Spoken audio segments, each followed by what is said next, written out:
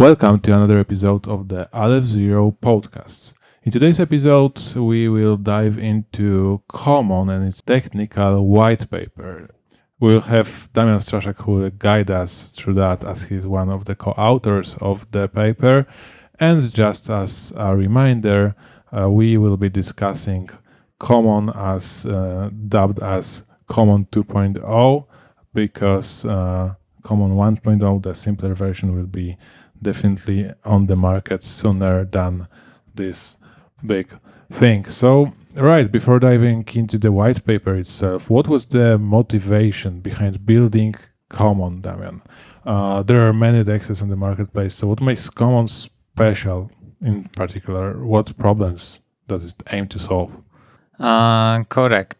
There are many exchanges on the market. There are DEXs, there are sexes, and well, we just wanted to take a look at the overall experience of traders, whether these are retail traders or institutional grade traders, and just see what the important points are of why they choose a particular solution over the other. And we came up with three main points. Three fundamental questions that we asked ourselves and wanted to answer, which are: what is the price efficiency of a particular solution? So essentially this question is about the liquidity, what kind of prices can we get on a particular exchange. And well, for the case of on-chain solutions, there is also this aspect of MEV, which is kind of related to that. So this is the first question, price efficiency. The second question is, what's the level of privacy a given solution provides? And the third question is about custody. So is it self-custody, or is it a solution where you deposit your funds to a custodian and essentially need to trust that they will keep it safe? So these are the three fundamental questions. And essentially, now we can go over two types of solutions for exchanges that we currently have, which are essentially exchanges that work on chain, which are DEXs, right? And exchanges which are centralized.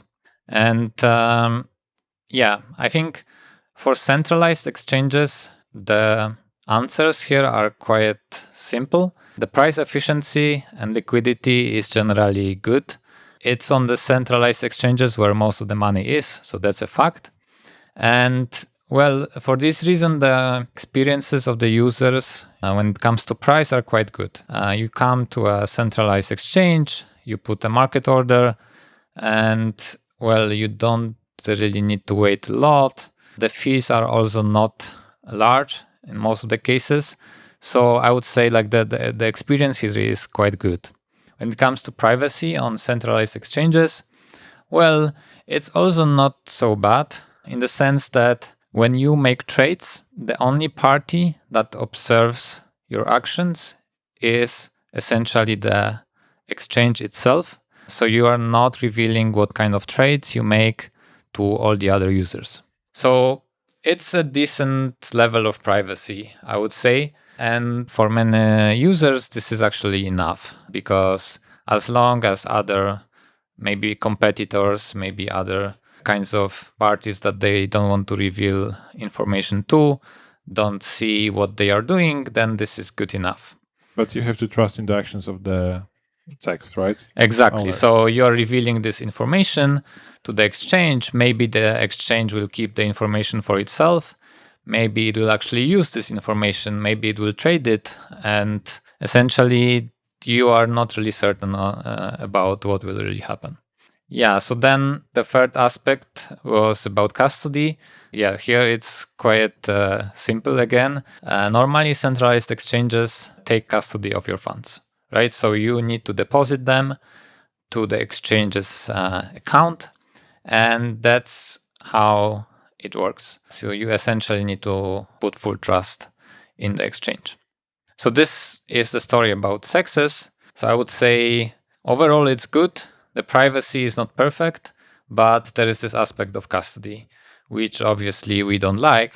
So let's look at the centralized exchanges. So when the trading happens on chain, when it comes to price efficiency, the story here is a little bit complicated because, well, there is this aspect of liquidity.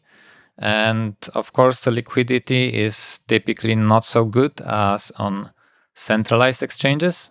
But also there are other threats, I would say, that we need to be aware of when trading on chain.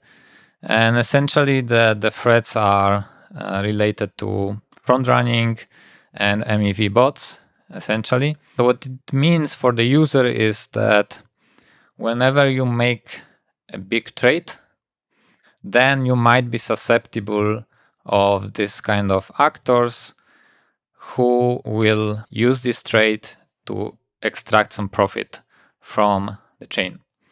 And well, this is something that we don't really see on centralized exchanges, but because of the open nature of blockchains, this is something that many of us experience on the blockchain, actually all of us. Mm-hmm. Yeah, which is obviously a negative aspect. And yeah, there is of course lots of work on mitigation. Yeah, I think we'll talk a little bit about MEV today. So let's not expand too much here and go to privacy. When it comes to privacy on chain, well, it's essentially non-existent, right? So we have been talking about this for quite some time. I was here last time and also like the first time when we talked about ZK. The privacy is pretty bad for on-chain solutions. If there is a user with a particular account on chain, then all the actions of the user are public.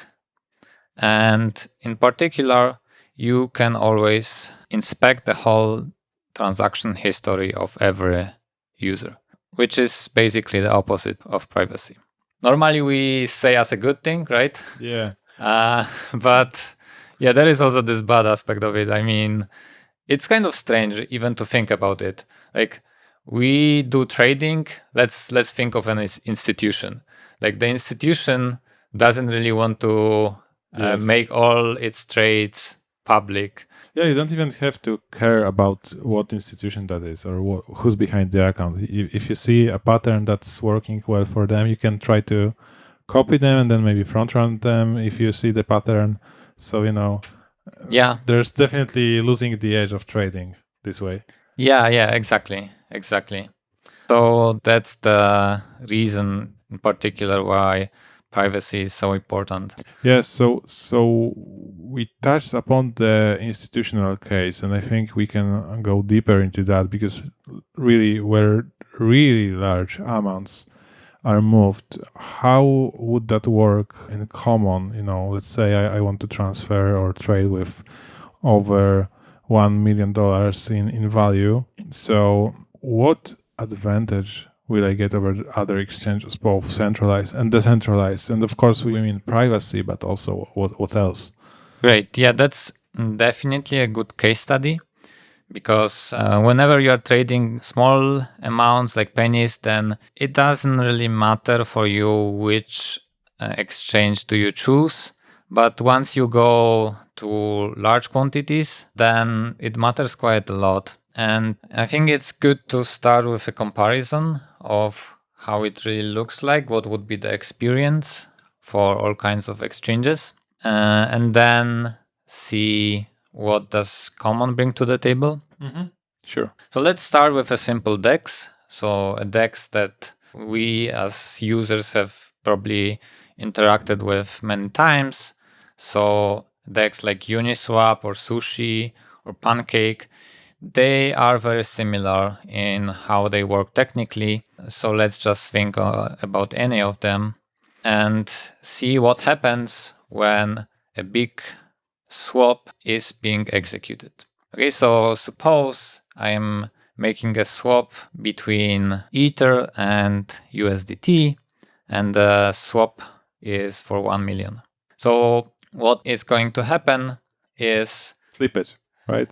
Exactly. Slippage is something that will affect us quite a bit. But even before that, even before the trade actually lands on chain, there are these actors, MEV bots, who observe the transaction in the mempool.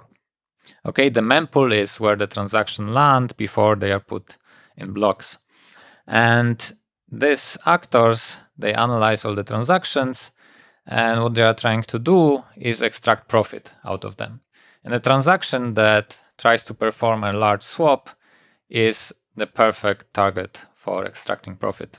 So essentially what will happen is once the transaction lands on chain, the liquidity on this particular DEX where the transaction has landed will probably be not enough to give you a good price.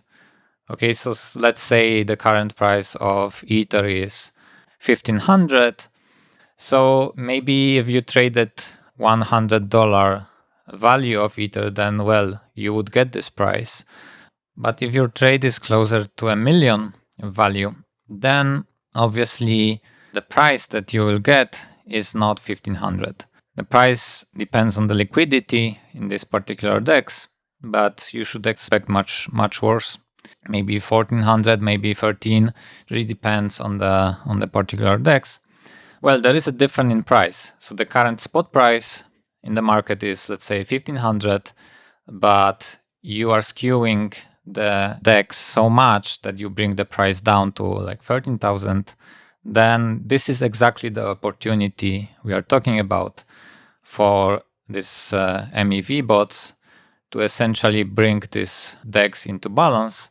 So they will essentially arbitrage with other DEXs, sometimes with other exchanges of chain, to essentially make profit out of this transaction. So now the crucial thing is that there is some profit that comes from this opportunity, and it goes in big portion to the MEV bots. And there is also a small portion which normally goes to miners, but this really depends on the chain. Miners meaning validators. This is essentially how it would work on a DEX. You put this swap transaction on chain, your transaction gets executed, you get some price which is, say, suboptimal, but then the MEV bots come and they make the profit out of your transaction. And this is essentially where you lose a little bit, right? If we're talking about, swapping, as we said, $1 million in value, do you know what's the level of losses you're getting from being front run? Right. Yeah. So that's a good question, because what I just said was only about backrunning.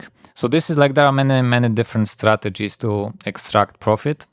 And what I just explained is backrunning, meaning that once your transaction is executed, right after this transaction, transactions of the specialized actors come and they bring the balances, they bring some balance into the on-chain market and extract some profit out of it. So backrunning is actually positive for the ecosystem. That's debatable. Yeah, I would say that's a really interesting question, whether it is positive or not. I mean, in general, it is positive because it's necessary. I mean, yes. If there were no such actors, then we would have widely different prices on DEXs. Mm-hmm. And yeah, that's essential for this to be brought to a reasonable state. So that's why backrunning happens, because it's necessary, essentially. Mm-hmm. Front running is a little bit different, but of course it also happens. Front running is specifically harming the user, because normally what is done is the user wants to trade from A to B, A and B being some tokens, let's say Ether and USDT. So then what is essentially done is, in anticipation of this trade, a specialized actor makes a trade in this direction just to increase the price for the user, and then sells back this amount after the user transaction is executed. So this is called a sandwich attack. There is a transaction which is before the user's transaction and after the user transaction, and its purpose is to extract as much value as possible from this transaction. This is actually something which is considered harmful, because it's something that happens because you can actually affect the ordering of transactions in the block. Of course, it's negative, but it's negative because you're trading or like making profit of creating not the best circumstances for the one that's honestly wanted just to trade, right? So it's just artificially making profit at the cost of others instead of just, for the greater benefit, for example. Yeah, I think that's a good way to put it. Yeah. So how does that look like on other types of exchanges? Right. So on a centralized exchange, what you do is you just put a large limit order and you just wait, right? So you wait until there is enough liquidity, there is enough buying power on the exchange. And depending on which exchange is that, of course, it will take a different amount of time. But I would say that still this experience is quite good because, well, you just put in the order, you specify the price, and you can expect that even if the liquidity is not there, it will come because also here there are parties who do arbitrage between centralized exchanges, so they can bring liquidity from another exchange and they will trade against your order. In general, I think this experience is quite good. I mean, but it's visible, right? So it creates some pressure. Yeah, so at the very moment where you put the order, everyone sees that the order happened. And obviously, this can also bring some other effects. And you can also have actors like, we had witnessed with FTX and Alameda, right? Of course, the thing is still in court, but from, what is out there in the news, they counter-traded such trades even before they actually landed in order books. There are many different risks when it comes to using centralized exchanges, which come from the trust that you put into the exchange. Right? Yeah, it can also work normally, but what about the withdrawals, right? Yes. So again, you put your money on the exchange, you need to trust it. Of course, I am not saying that custodians are bad in general. That's not what I'm saying. I think like this kind of solutions are actually needed. Some people actually like this because if this is making their life simpler, they don't need to think about seed phrases and stuff like that. It might be simpler for them. And I think that there is space for this kind of exchanges, for this kind of solutions. Of course, like we are trying to bring the best possible experience to users for self-custody. Like this is really important. Mm-hmm. But, it's still not ideal. So I think there is definitely space for this kind of solutions. But I think it's important to give the user the choice, right? If they want to go for a centralized solution where they lose custody, that's fine. There are exchanges that have better trust. There are exchanges that are less trustful, but still, it's something which I think is needed. But of course, we'll have users that really want to preserve self-custody. And these users are really important to us. This is why we are building Common. Okay, and do we want to also cover other types of DEXs, like order book based, or does that differ much from what we said already? Yeah, I think I would say that when it comes to on-chain solutions, on-chain exchanges, the DEXs based on automated market makers are most prevalent, in the sense that, most of the liquidity is there. Order book based DEXs exist, but I would say are much less popular. It's still something that is being experimented with. I think refinement is coming. Maybe they will gain more traction soon. Okay, so we know how it works right now in most of the venues you can trade in. And what about Common in this context? How it works? All right, so let's go over the flow of what happens in subsequent steps, starting from when the user makes a transaction. So first of all the funds that people use on Common are in something called shielded pool. I think we'll talk about it today, so I don't want to go too deep now. Mm-hmm. But whenever a user makes a transaction, it's actually not possible to see what is the amount of the transaction. So how much does the user want to trade? And every Common transaction is actually a limit order. Okay, so you can think of Common as really an order book. So the user sends a limit order on, let's say, selling $1 million worth of ETH. And at the point of making this transaction, now nobody can see the details. Okay, they only see that there is a new order. They will also see what's the price on this order, but importantly, they will not see the value. Okay, so at this point, they actually have learned nothing about this particular order. And yeah, at this point, there is nothing really making the market panic or anything like that. Then, after a bit of time, the common order book will start to match the private orders. And what this means is it will aggregate all the orders that are in a particular price range. And the first phase of order matching is to compute the total value on both tokens in a particular pair. In this case, we are considering Ether versus USDT. So at this point, it will be already public that there is a large trade, meaning that there was probably a very large swap from Ether to USDT. But this trade will be kind of hidden among many other trades.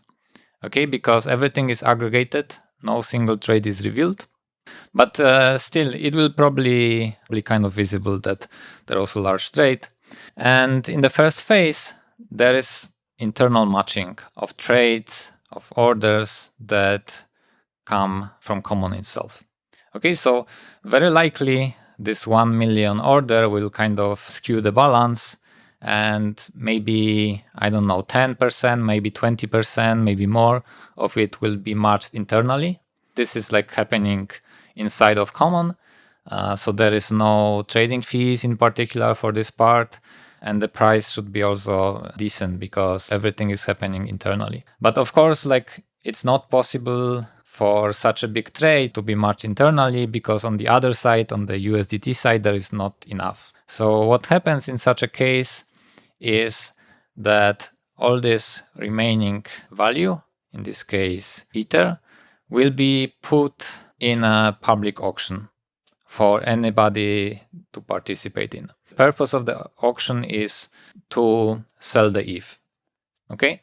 And anyone can participate, essentially. This auction will last a particular amount of time. It will have certain rules. It's actually a Dutch auction. And as a result of this auction, many parties bid for buying this ETH. And at some point, the auction terminates. Sometimes everything will be traded, sometimes not, in which case another round of trading will happen. But anyway, this gives a similar feeling to what happens on a centralized exchange, because you just put this limit order, you have this guarantee that the price will be preserved, and there is some trading happening, right? So like there is some internal matching, there is this auction, but the user is not really paying attention to that. They can just go and wait until the full order is matched and essentially have an experience similar to what would happen on a centralized exchange. So that's roughly how it works. And I think what's quite important is that this auction mechanism is essentially what allows us to mitigate MEV, front running, and this kind of bad things. Okay, and actually this comes to my mind because with limit orders, you can, you set them and you wait for them to fill. But if it turns that, this was a bad idea and the market's turned the other way, you can still wait, but you can also revoke the order. Is there a mechanism for that in Common as well? Or you just, you're stuck in the trade?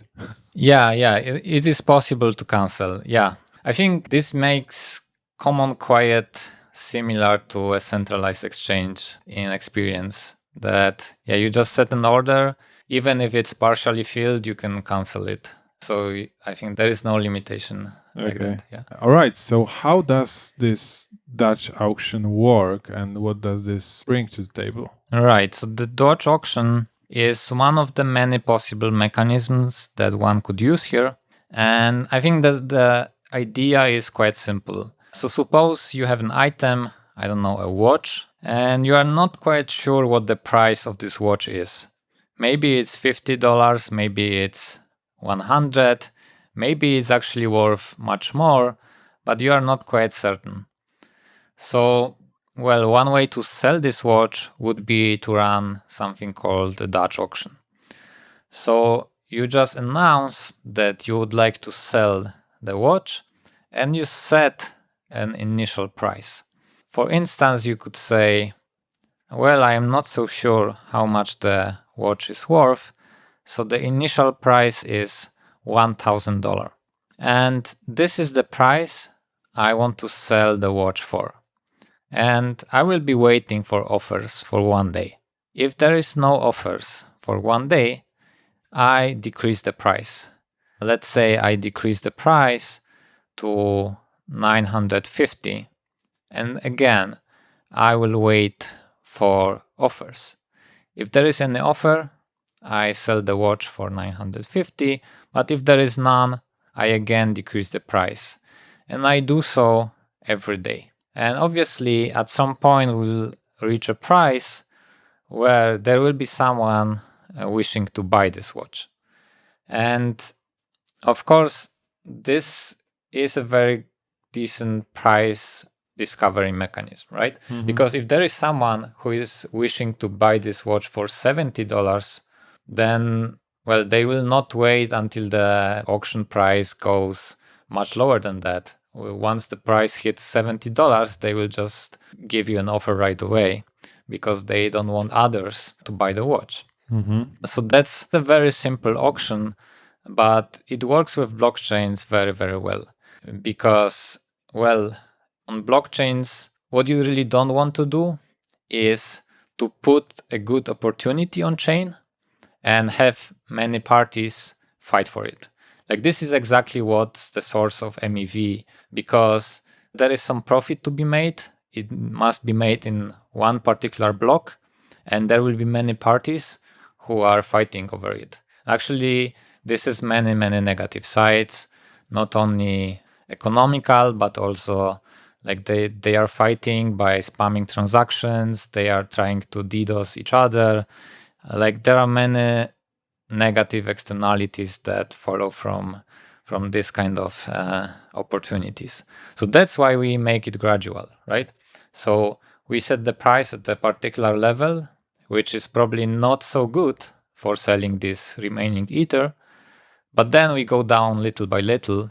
So hopefully we find market makers, because this will be essentially market makers who buy this Ether. Probably they trade against other markets. And yeah, we just go step by step until we either sell all of it or we'll reach a price which we cannot further decrease. So that's the idea of the Dutch auction.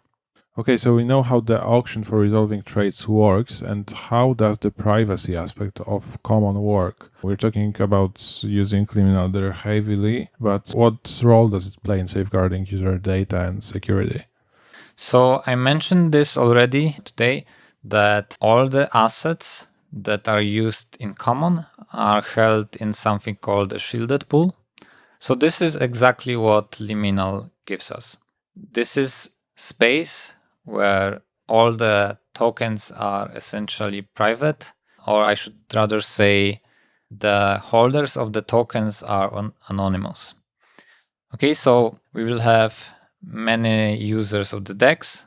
All of them hold their tokens by default in the shielded pools. And whenever an interaction with Common happens, the funds go directly from the shielded pool. And what this gives us is that there is no need to show the value of a particular limit order. The only thing that we reveal when making a transaction and when we are claiming some kind of swap tokens is the simple fact that this particular action is happening on chain, but the details are unknown. The author of this transaction is hidden, and the value of this transaction is hidden. So this is the level of privacy that is offered by Common with the help of Liminal. Okay, so we have the privacy aspect, and of course, it's often a challenging one because on one end, you say that private transactions need to be handled in a special way that is compliant, but on the other hand, you have the compliance aspect that says that everything you do online should be able to, you should be able to make it privately. So, like with GDPR regulations, for example. So, how does Common combine those two aspects and ensures privacy and anonymity? It's all, balancing those two angles. That's a good question. And yes, certainly the compliance aspects are important when it comes to deploying Common. However, when you look into the white paper, you will not find much discussion about compliance. And the reason is that technically, the compliance aspect is actually separate from what Common does. Compliance is important only when it comes to the boundary between the public part of the blockchain and the shielded pool.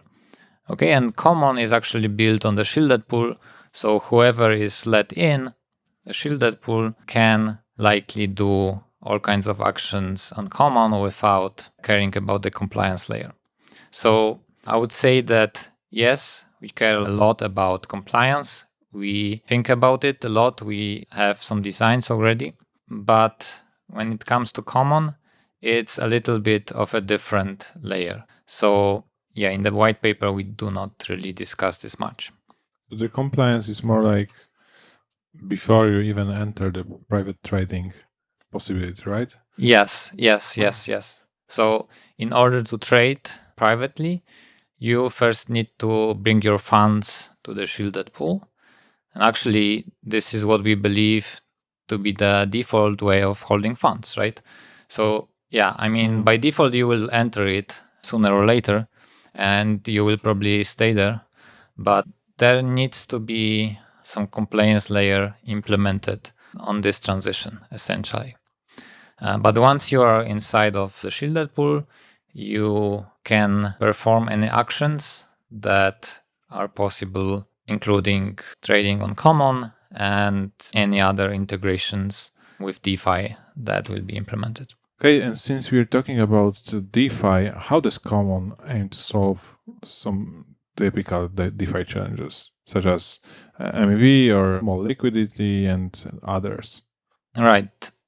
Starting with the liquidity problem, as we mentioned already, the liquidity is typically much larger on centralized exchanges, and DEXs very typically suffer from, large trade slippage or large price impact just because the liquidity is not enough. So, as I mentioned, in Common, apart from this phase one of order matching, there is also this auction, which happens in the second phase.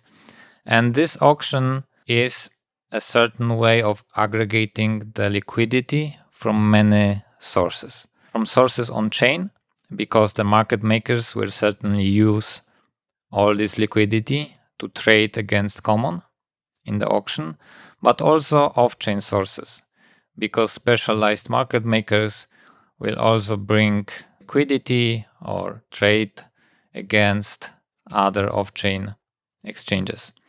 So this is a certain way to implement aggregation between many exchanges into Common. So this is essentially our answer to liquidity problems. We just aggregate whatever is there instead of just relying on what's only in Common. Then when it comes to MEV, I think it's fair to say that among experts, there is a consensus that MEV is not something that you can get rid of. You cannot just say that a given protocol is MEV free or it is giving you MEV protection or things like that. MEV is always there. It's an inherent part of blockchain systems. And the only thing you can possibly do is to channel the profits from MEV from these specialized actors, from these MEV bots, to your protocol. So what you want to do is you want to design your protocol in an MEV aware manner. And what this gives you is that instead of losing a lot, and by that I mean the users of the protocol losing a lot on, let's say, large trades, you will lose just a little. You must lose something. Like, this is not possible to mitigate MEV completely, but you can design your protocol in such a way that most of the MEV profit will go back to the protocol. And that's how Common is designed. And the important factor in this place, the Dutch auction, essentially. Okay, so the last question, I think this is quite an important one, because you touched upon briefly sometime earlier that Common ensures or really small trading fees or actually no fees. And of course, still a disclaimer that we are talking here about the order book Common, not the AMM one. But, how does it work that it can be basically, trading without much fees? Right. Let me go back to the discussion we had about what's the flow of one particular order submitted by the user. So when it comes to order matching, what happens in the first phase is internal matching. And this is the part where the basic version of Common, just as described in the white paper, incurs no fees. Okay? It incurs no fees because there is no need for it. There is not really a role in Common such as a liquidity provider. There are just users who submit their orders. Maybe at some point there will be parties who will submit orders to provide liquidity. Like, this is certainly a possibility, but I would say the second phase is expected to attract most of the liquidity providers, the market makers, really. It's because they can use whatever sources they want to trade against Common. So the last question, what was the biggest challenge for you when working on Common white paper? As you are probably aware, Common is composed of many different cryptographic primitives. And even though the ZK community and the ZK research is really booming currently, so there is lots of papers, there is lots of progress, it's still in its very early stage, I would say. So there are many aspects of ZK, such as homomorphic encryption, such as optimized snark systems, where there is much emphasis on the prover time and the size of the proof, that still require work. And especially when trying to combine them together, you see a lot of inefficiencies. You see that there are some gaps in knowledge. And when writing such a paper, you really need to take all these pieces and somehow put them together. And it's not always easy, I have to say. So, this has been a big challenge, but I think the end result is quite nice and satisfactory. Of course, we will be refining it. The implementation will also probably give us some new ideas on how to make it more efficient, how to make it even better from the user experience perspective. So, yeah, that was a fun project, I have to say. Yeah, and we're really looking forward to, as you said, the implementation of it, because, of course, the theoretical aspect is one, but the other thing is implementation, as we also know from, working on Aleph BFT and implementing that. But yeah, thanks for, explaining the Common white paper and for coming back to the show. I hope the listeners now know more about Common in general, on the value proposition that goes out from the white paper. And of course, like, subscribe, leave reviews, whatever you need to do to help us move forward with the podcast. Bye-bye.